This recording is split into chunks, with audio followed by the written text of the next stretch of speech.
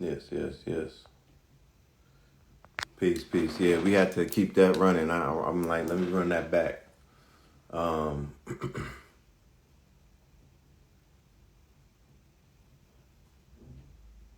Peace, everybody in the building.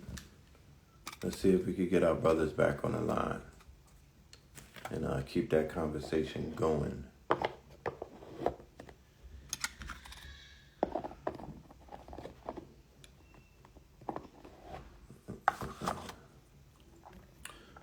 Before we go forward, how many of y'all saw the new video that I put up called Red Opal?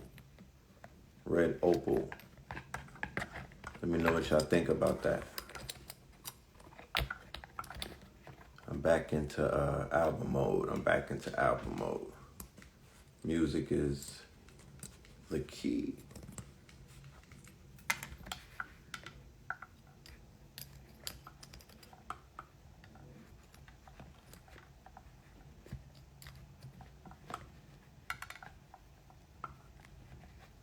It's called Red Opals.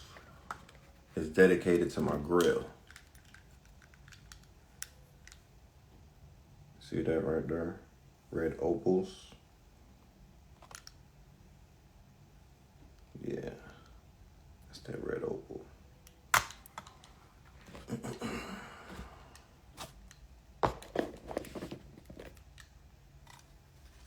You want to hear it? It's on the page. You could check it out. It's on my page. I got it pinned right to the top. And it got a little video to it. Bill Bixby. Yeah. I'm going to one day shoot a video for Bill Bixby. You know what I mean? I'm going to shoot a video for Bill Bixby one day. And that deserves a video because that's a classic. So, you know, I just want to make sure I don't mess it up. I just want to make it a dope-ass video. But that's definitely one of my favorite songs out of my catalog. You know, I got my favorites. And whatnot. What are some of y'all favorite songs out of the catalog? You know.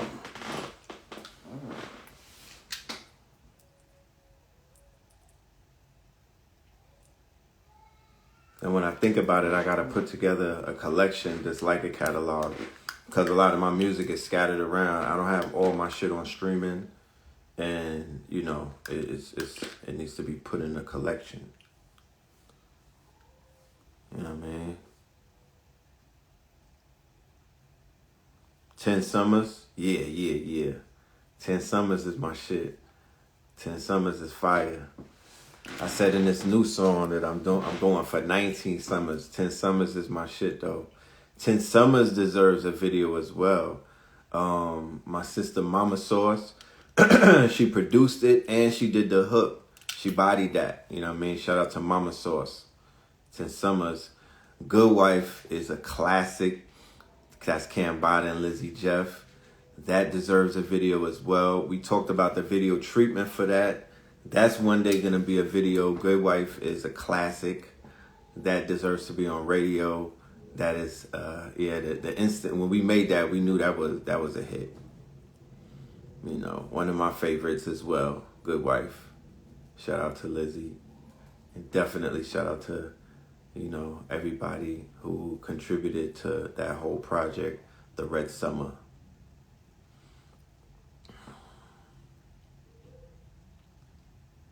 Prince is one of my favorites. Red and Blue Purple like Prince. That's one of my favorites. Made for This, one of my... I got a lot of Red Dots. Yeah. Red Dots. Yeah. That's definitely... that has a video. And yeah, Red Dots is my shit. You know what I'm saying? Red Dots is my shit. I remember we did that right before C19 hit. Yeah, if I'm correct. Yeah, but yeah, that was it right there. That was one of them things. Red Dots.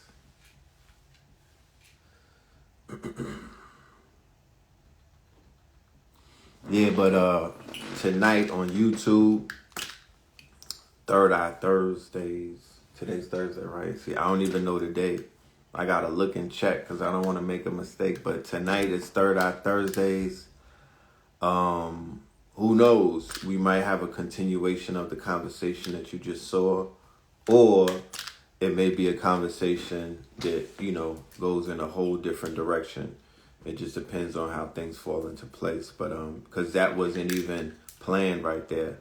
The brother Oba pulled up and we start chopping it up. You know what I mean? We go way, way, way back.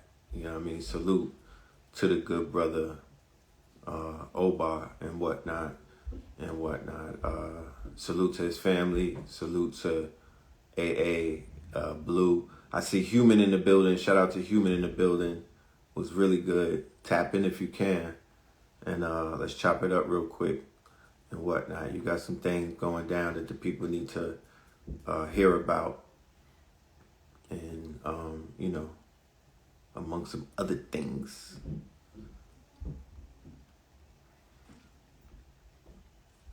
But yeah, salute to everybody that's out here working, putting up points on the board, doing the good work. You know what I mean? It's not easy. We just make it look easy. But trust, it comes with baggage that the average human being will buckle under pressure trying to carry just on the first day. It took a lot of pain. You know what I'm saying? It took a lot of blood, sweat, and tears to even get to certain places. So this shit is not overnight.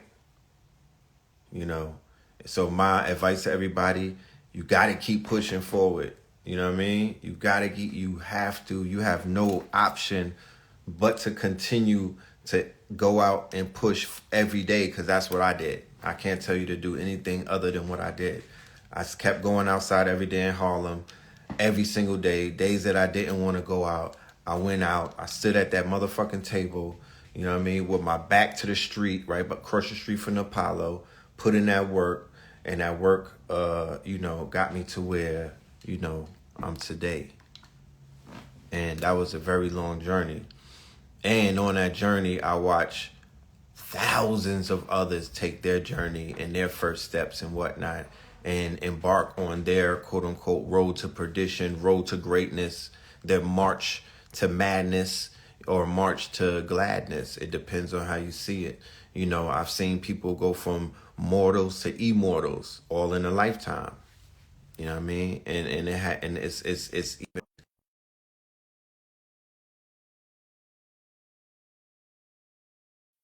So I was gonna say in the conversation that I was having with Blue and Oba that we're living in a day and a time where we've seen the last man, peace to the God, because I'm let me qualify this real quick, because we live in a day and a time post AI and post GPT where the idea of boss baby is going to come to fruition in the span of the next 2 years, 2 to 3 years. I would give it a child. First, it will be a child that will be able to exhibit intelligence on levels that is equivalent to an adult, then a baby, right? So we live in a day and time where we're alive, and we're gonna be able to see in our lifetime, if you niggas hold on, you know what I mean? We're gonna be able to see boss baby in real life. You know what I mean? Where a baby will be able to articulate themselves and to do the shit that baby did, and that will be assisted with the technology that we see rising up right now. Peace of God. Yeah. Now that's dope. You touch on that too, because you know how you just got to walk with me, because it's gonna seem like I'm going off the rails, but you just spoke to something very Oh nah, powerful. yeah. Yeah, Let's go. We on the ATV. Let's go. You know, they say the universe is always expanding, Right. and like it happens at like the speed of light square. And you really think about that, it means like they're telling you literally space, which we know most people assume it's nothing, but we know it's something. Dark matter, dark energy. And they say it's expanding faster than our reality is happening. And when you contemplate that, You put that in a perspective of time, and the understanding that time and space are actually, linked. You're realizing that it's squaring itself so that it can preserve all of the information it already has while making room to learn more and to experience more, right? Because, otherwise we just have limited space. We'd actually occupy the same space that the me who was sitting here yesterday is occupying, meaning I'd bump into myself from yesterday if space wasn't expanding for that, right? And I say that because we're talking about our youth, and every time we reproduce, we're squaring ourselves genetically and leaving, just as we take all of our memory, our whole life sum total of experience, encapsulate that into a child who comes here with a blank slate. It doesn't mean that they don't have all of the information you live. It just means that they squared it, and now they have just as much of space available to go out and learn more every second. The universe doing this, right? And we've reached a spot, a point about in our time so accelerated that we're going to walk into what you're seeing, what you're speaking on, and it's happened slowly. I saw it happening with my nieces. I watched my older brother tell me it was happening with me. He's 9 years older than me. You know what I'm saying? So, at some point it's going to reach that 0 point where it's about to quantum. It's about to take a quantum leap from where they were like, oh, they got an old soul and this baby is advanced, right? To one, you'll be able to detect how old of the soul. Right, there will be tools to be able to. You'll be able to see how old, how advanced is the DNA, what's the genome, who is this person, right? And then the child, at a very early age, given a month, will be able to articulate itself, based off of the tools that are going to be available. Something that I can't. You'll see the white paper when it drops. Right. Hey, by the way, just so you know, we got the seeded watermelon down here. You know what I'm saying? Lit. Sandia. Chew the seeds. Right. About the seeds. Yeah. But that's true. They're gonna come out already uploaded, as if when Neo was down there, it's like that we're gonna give them this information. That's what we're walking into. Imagine a child right now, one of the COVID babies, the ones that were born 2020 and on, right?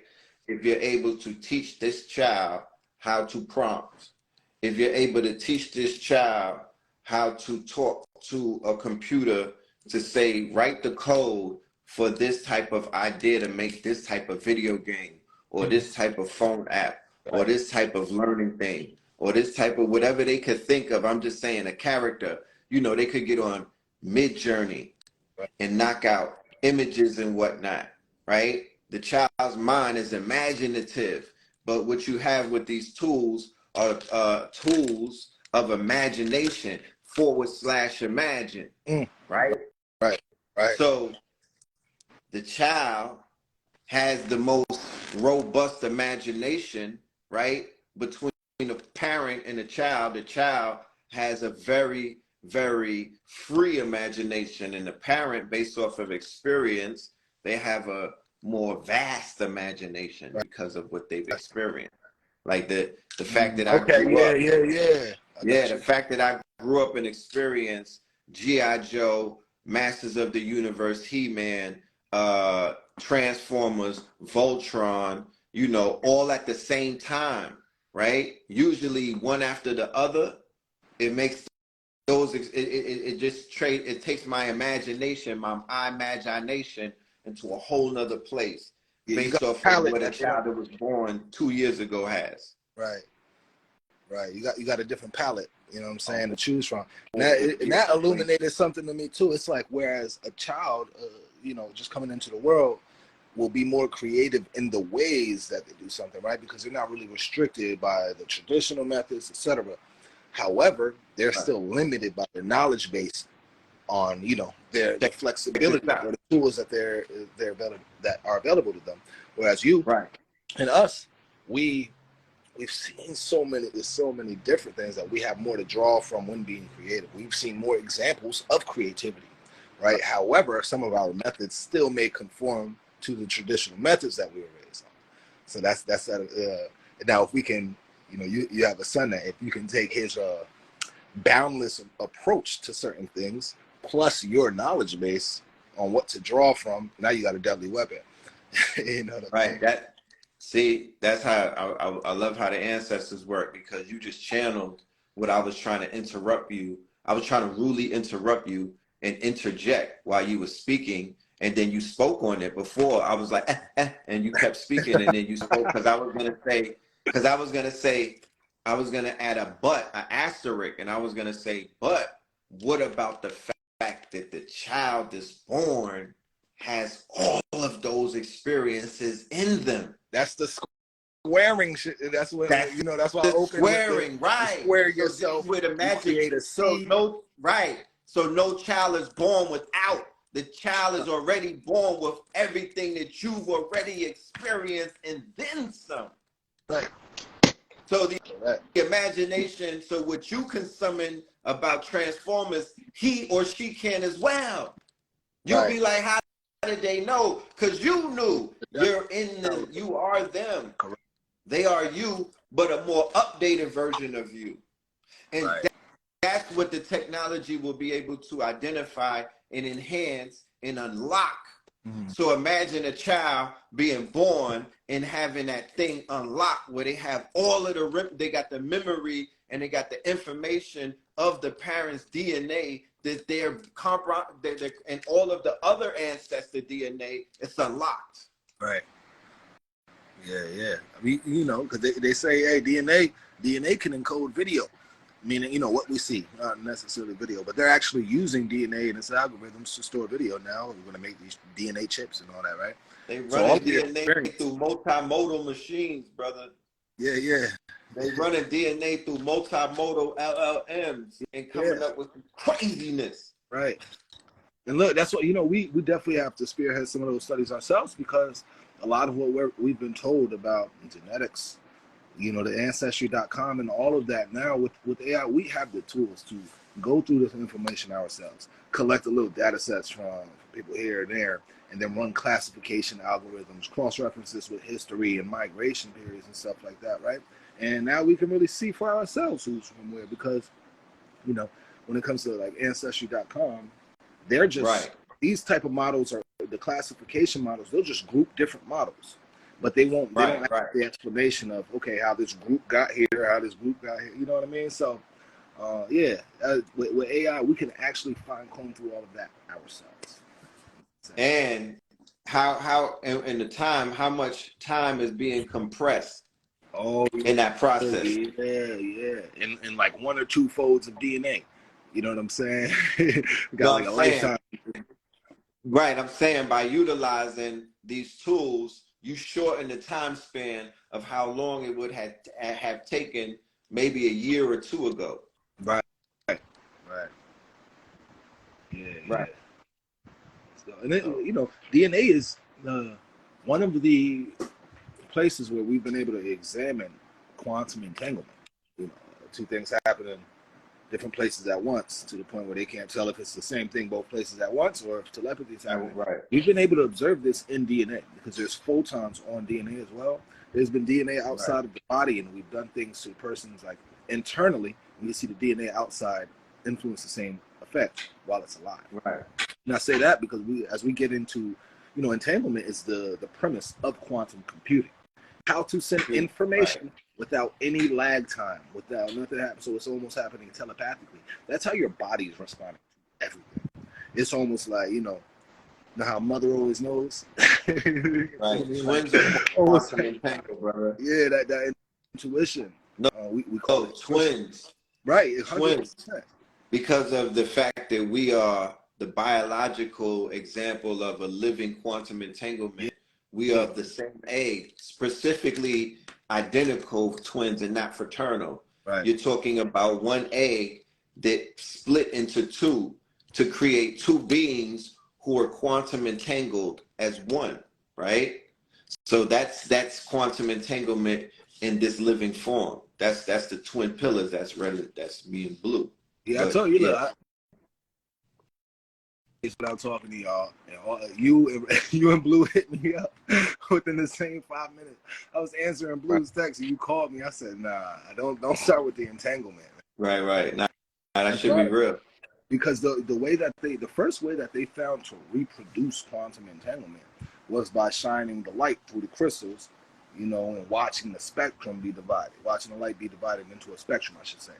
And through that, they found that there was a higher probability of catching quantum entanglement happening every time. And that crystal experience, the light passing through the crystal, that's the birth, right? That's where there's one, the light could be consciousness, and that's when it gets split, because now you have a separate awarenesses of the world, of reality. Right. So yeah, it happens to people all of the time. Even like you have a friend and you guys can go through a certain situation at the same time, and the ramifications and the effects of that situation will kind of play out to you both at the same time. You know what I mean?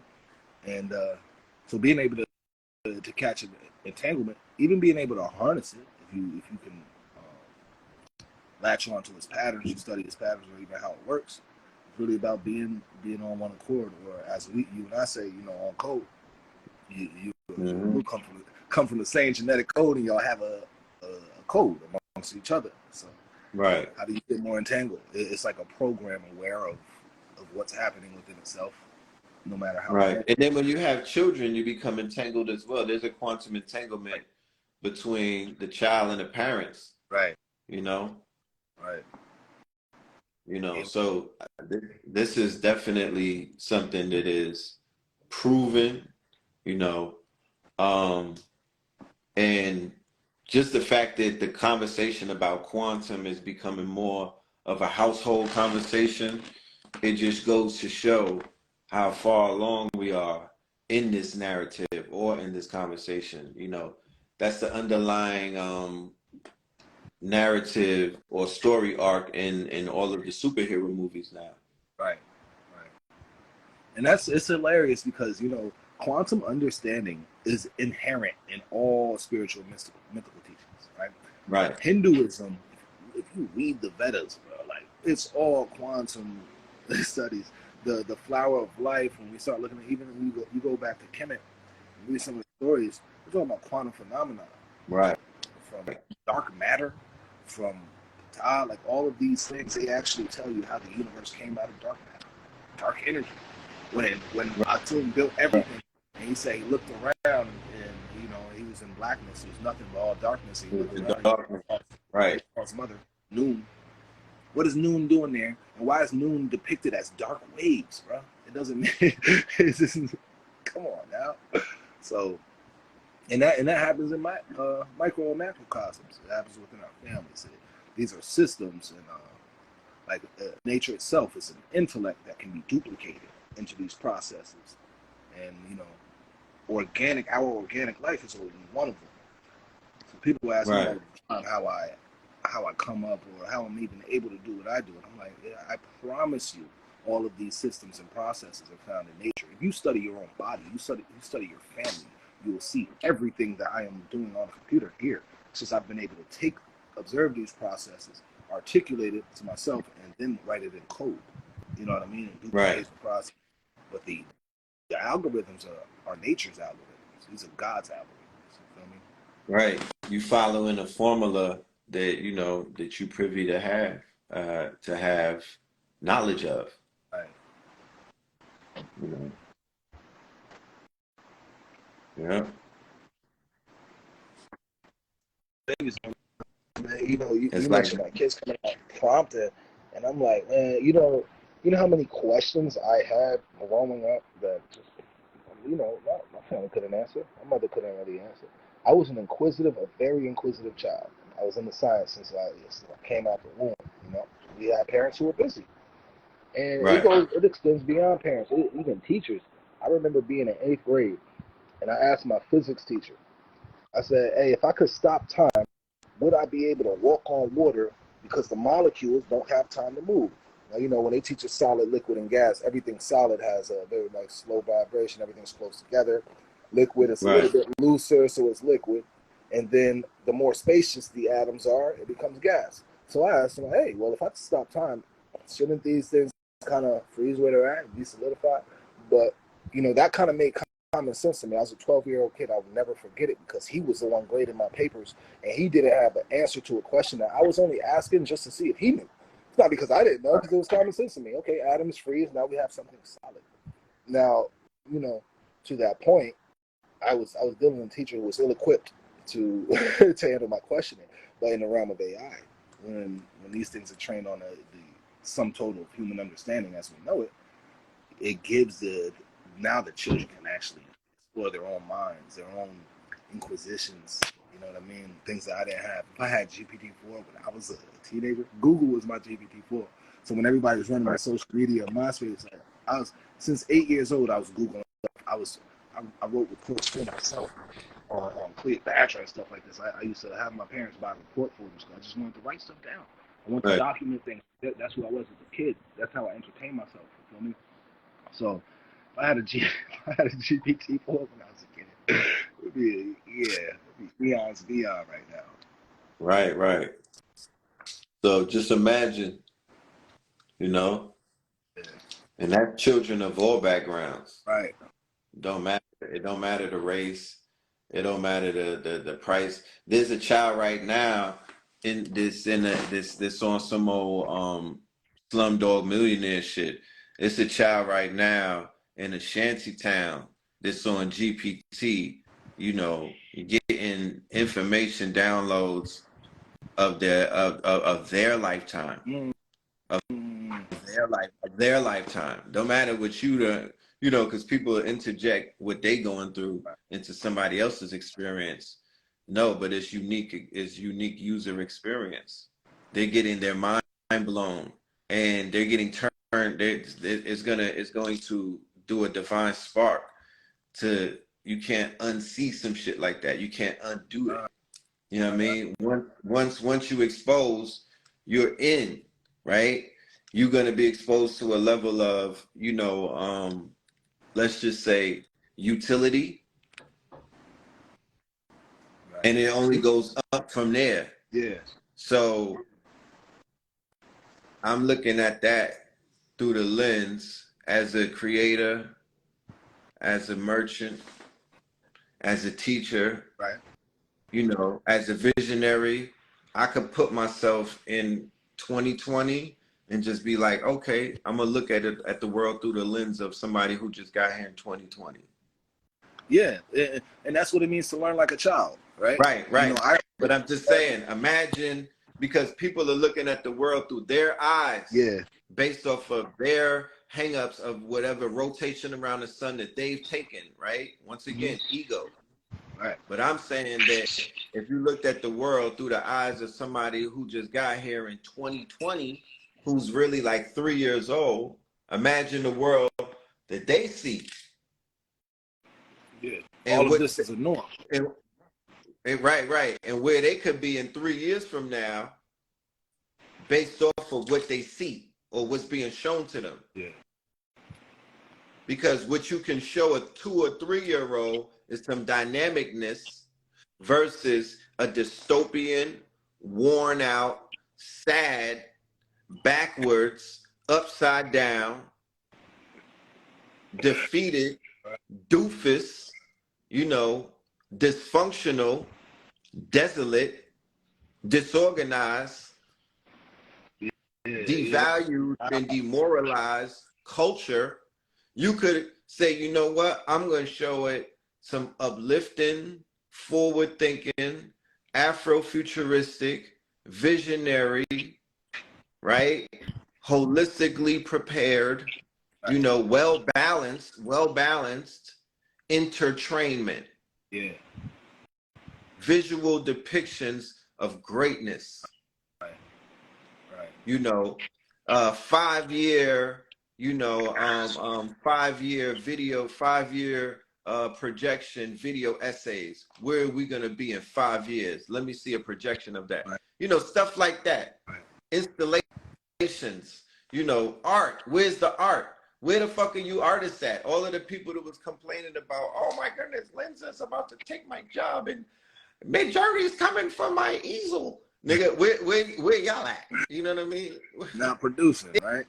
Yeah, it's putting me out of work. I'll be like, you niggas was working. I didn't get the memo. Right. So we gotta work.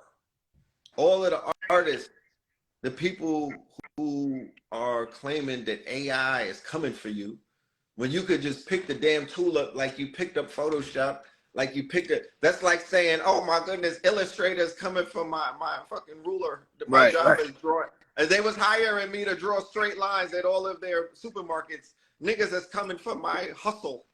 They're coming for my gig. No, it don't make no sense. Right. You're in the future, Marty McFly. You wearing the Nikes, nigga, you're here. Yeah. And you're doing the dance when Little Uzi Vert comes on. Yeah. You're in the future. So just catch up to it. But go ahead. Yeah, because that's you're illuminating a couple things. I had a few illuminations on that. Like even that, like most of what AI can replace when it comes to humanity will be mechanical. Now, although it can generate images, right? But it has to be prompted with your idea, as we say. Right. Just like you said, Photoshop and stuff like that. These tools eliminated a lot of human, the need for human input. You don't have to be as Photoshop was the disruptor when it came out. Yeah, you don't have to be as precise as you were as an artist. For me to take an iPad and be able to trace an image and then color it is much different than me looking at your portrait and have to paint that thing from scratch. So, but that's the whole thing. It's about approaching everything as a tool, right? If all we have is a tool. Even our body is a tool. So if you're worried about your body, what you can do with your hands being replaced, then you haven't really cultivated your mind. You haven't really cultivated the self. Because that's where the idea is more powerful than anything. You want them articulated. Me, by the time I have an idea, I think out the process, I think out the algorithm, it's done. The fact that I actually have to mechanically do it is too much work. I'd rather have an AI do it. Right. I thought of the process. You know what I mean? I want to get to a solution. So, feel me? So yeah, that's a dope way to approach it. I feel you. And on the other end of it, like you're saying, I remember waiting months. I paid people in advance to get artwork. You know what I'm saying? Like, please, here, I'll pay extra. Just have this done by then. Feet dragging. You know what I mean? It's the same people worried about their job being taken. We're never executing. Again, artists are most people, but sheesh. It could be a tedious task. Mm-hmm. It could be a tedious task. Imagine if you was an artist that was lit, and you had 100 orders. That's a lot of work. Right. But hey, to each his own, because everything ain't for everybody. Right. No, I was talking to, and you teach on this a lot. I was talking to Brother Richard the other day, and we were talking about how the jobs, most of what AI is coming to replace, we really shouldn't be doing. We have no business doing. If we were really walking in our divinity, it's dope because you touch on ego, and our ego really comes from the fact that most people identify with this. Now, me, I identify the human body as literally an instrument. It's an organic machine that I'm here to use to carry out my purpose. The problem is most people never walk back to self, to real consciousness, and they never really identify with that again. So I don't identify with this machine. I know it's mine. I'm borrowing the matter, and I know I'm responsible. Obviously, if I do, I'm responsible for all my actions.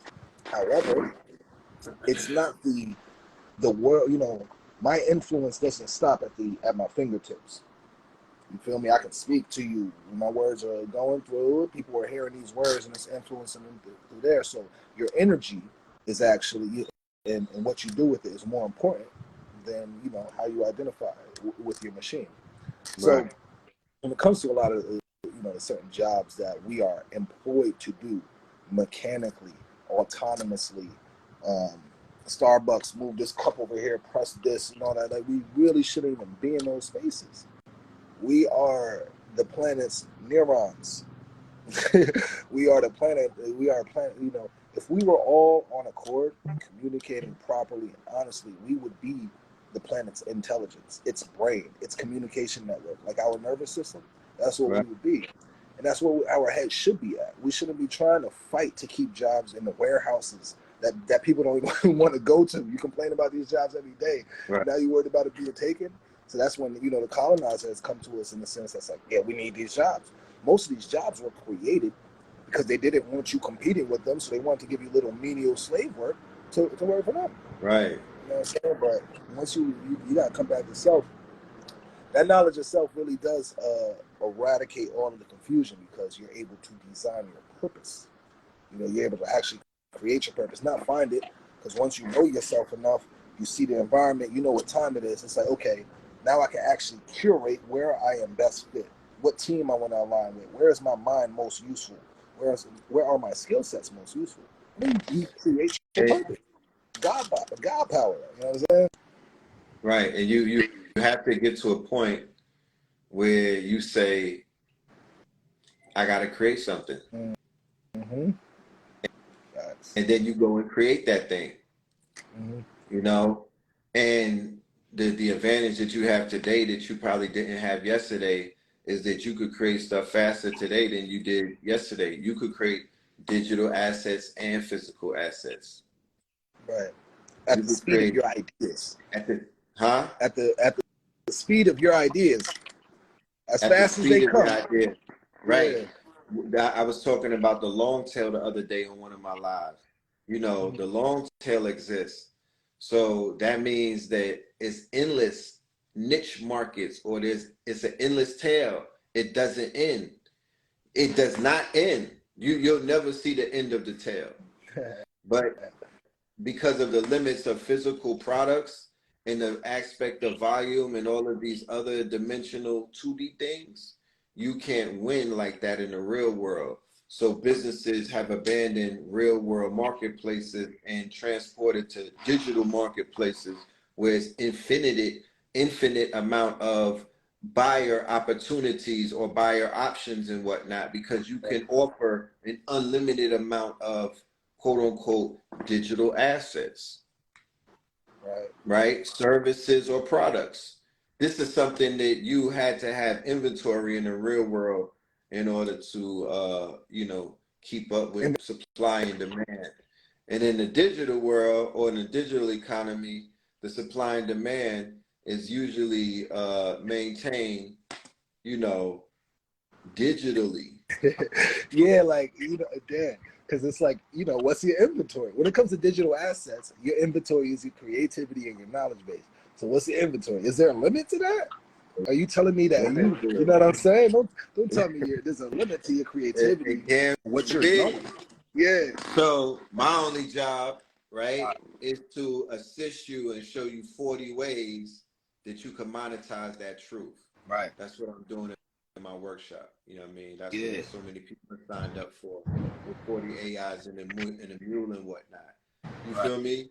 I'm giving people 40 formulas for moolah, right? Formulas. I call it formulas. Formulas for moolah, right? So it's formulas, but it's really for moolah. Right. Because if you follow a formula, you'll get to the moolah. It doesn't It's an algorithm.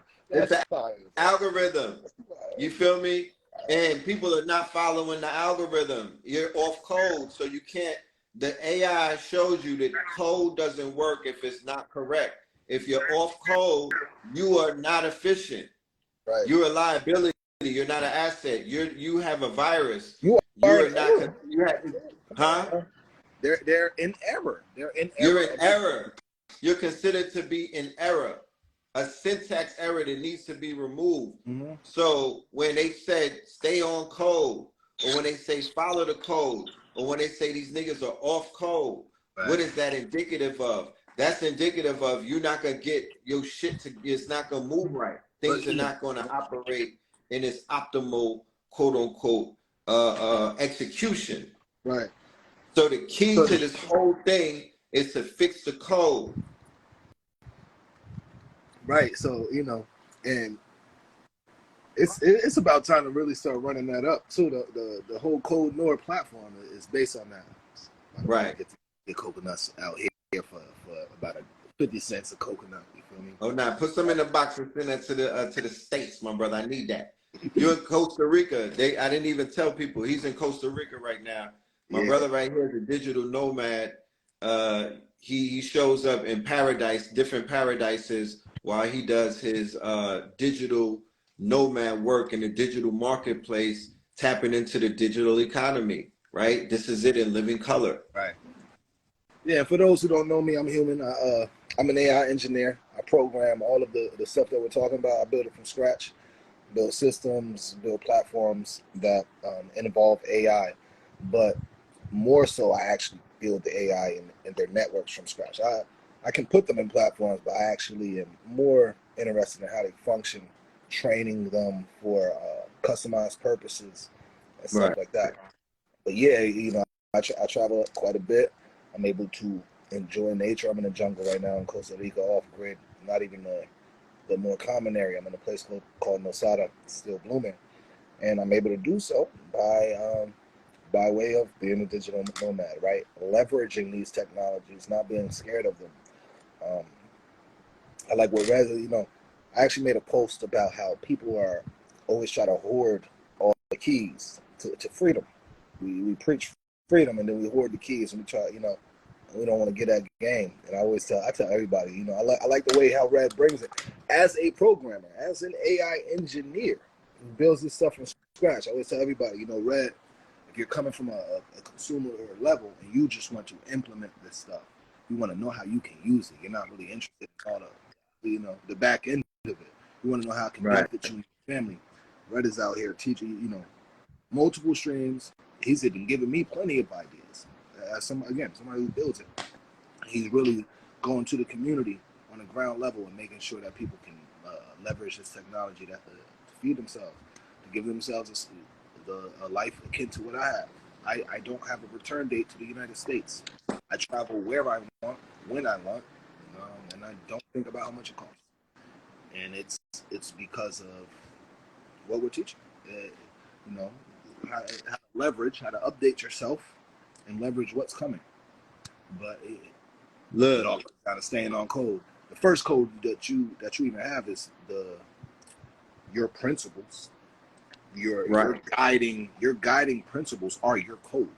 Right. Your routine is your code.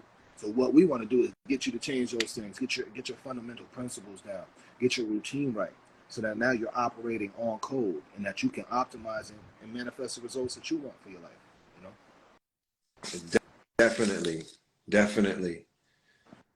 People were asking me about the course in the chat. The link is in my bio, in my link tree. It's called 40AIinthemule.com. You'll be able to register. You know what I mean? Everything that you say, brother, is right on point. You know what I mean? I just wanted to. Of course. I'm talking about it. I hope they can get to it. You know what I'm saying? Mm-hmm. We need that. I recommend it to a few homies down here. I met people down here by way of what you were doing with the last workshop. You know what I mean? My homie Aladdin. Right. You definitely He's did. tuned into the masters of the universe. He saw me come on and speak, and he immediately hit me up. He's like, "Hey, I saw you on Red's workshop teaching. I loved it. Can you pull up?" And he's actually implementing stuff that we taught in that workshop. As he should, right? As everyone who witnessed the information in that workshop, if they were to apply the information, if they were to apply it at least one day out of that time since they seen it, their life would definitely, their productivity. He got GPT. Huh? Just to give you the fruits of your labor, he got GPT wrote his bio, wrote the advertisement, and then he went and generated the image for his business. He's a digital marketer. He's down here marketing Airbnbs. He know people with resorts. He's well traveled, but he's from Colombia. He's been to Australia and stuff. He's coming there and swooping in. These people still sleep. He was able to go through, the workshop and literally got everything he knows from the workshop. Immediately put it boots on the ground, and it's changing. This is a small place. Outside of once you leave the U.S. and you start going to towns, everybody knows each other. Everybody knows, you know what I'm saying? It's not like this shit out here. Yeah, it's more community based. Right.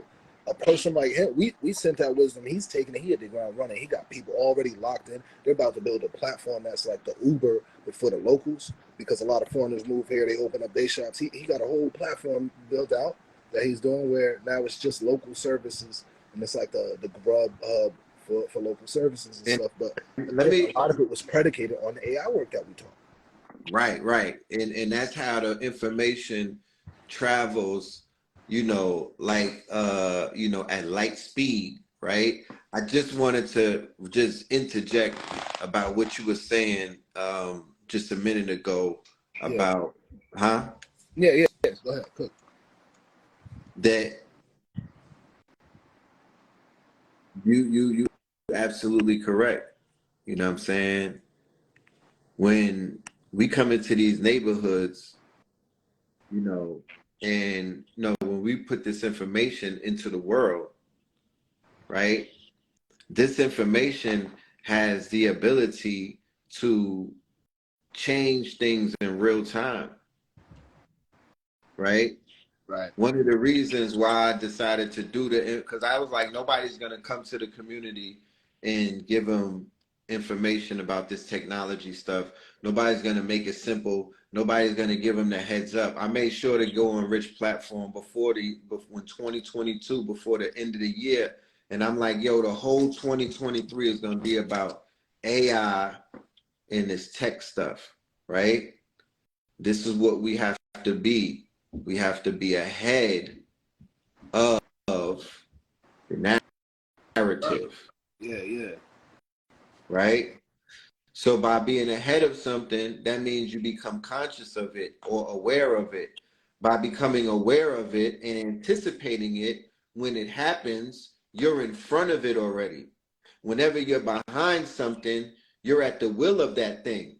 When you're in front of it, you can yield it, and you can will it with your sword. You know what I mean? You have authority. So I came on his show to establish authority, and I put some people on, bro. And these people is on they on high levels right now, Right. in real time. So I'm like, yo, I'm doing shit in real time. Mm-hmm. This information is applicable. It's not theory. It's not some Yeah. shit that you gotta think about. I heard people come through and say some of the most outlandish shit in the history of the internet in the past 30 days, and nobody said nothing about it. I seen people like, right on, go ahead, brother, teach. Right. I be knowing. And there was No, I nothing be knowing. that you could apply in real life when you got the only way that you could apply that information is if you take it to Mid-Journey. Facts. Don't let that go over your head, y'all.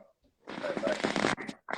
That's the only way you can use some of these niggas' information Yeah. in a Mid-Journey motherfucking buffet. A Nah, so, look, Mid-Journey I think fucking it a did go over their Mid-Journey. head, though.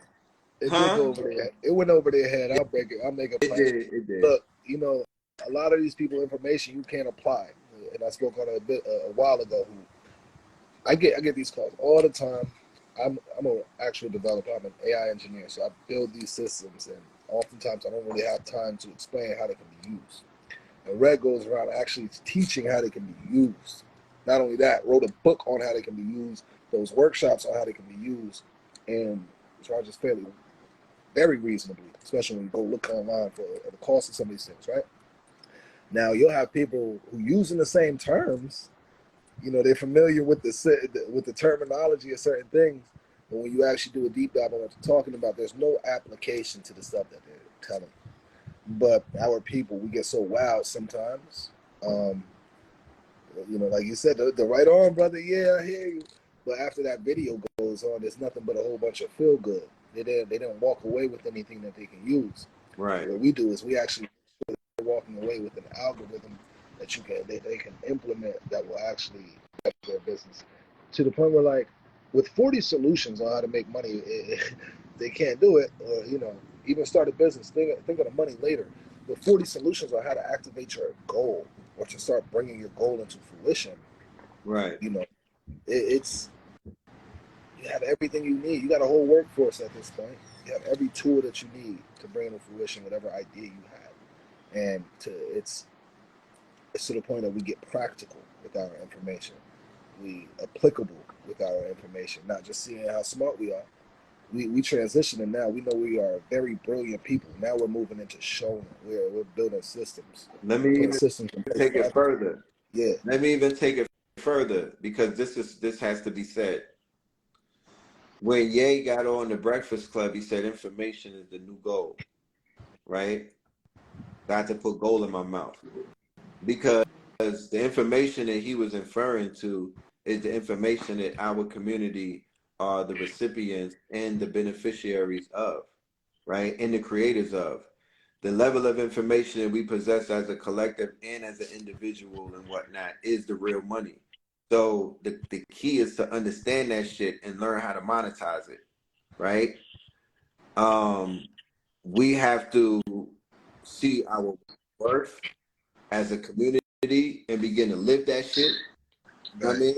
I don't think that everybody has caught up to them to their higher selves or to their quote unquote value, or even to really see 2% of it. I don't think a lot of people have even been able to visually or physically, from a digital and a physical, a holistic experience, be like, yo, I'm living off of my intellectual property, my digital assets, my intelligence, my contributions, the shit that I decided to do to go against the fact that I'm standing tall. Where the Yeah, yeah. bonus is, where's the monetary or where is the credit, right? Where's the store credit for the people that didn't take the Jabberwocky, that stood strong, now that they admitted defeat and they took the knee like your boy Garcia? Where's the reward, right? That's What a do we? listen, that's the telltale signs that all these niggas is cap, right? That the whole shit is not working on code. That people are not who they say that they are because they're not allowing certain things to happen on their watch.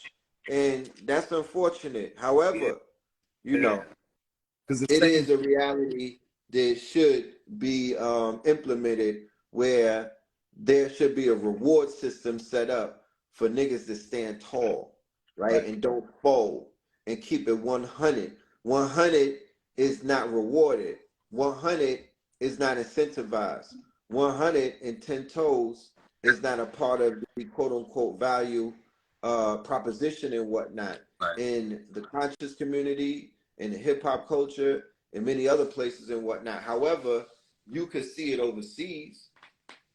When you go to different countries, they give it up like that. They'll get they'll put you on a different you know No, you're value. right though. Right. Because I was talking to a brother the other day. I was like, we had a respectful disagreement, but it was like came down to the point where we couldn't be compared. You have somebody comparing themselves to me. It's like, look, like when I was threatened with, okay, and honestly, I quit the last job I had before it popped off, probably like 2 weeks before COVID popped off. Right. But I was trying to articulate to him that the difference in us is that when you're threatened with, you might lose your job. These people start panicking. How am I going to sustain myself and feed the family? And it's like, realistically, when you look at it, every human has this instinct, this innate ability to produce for themselves.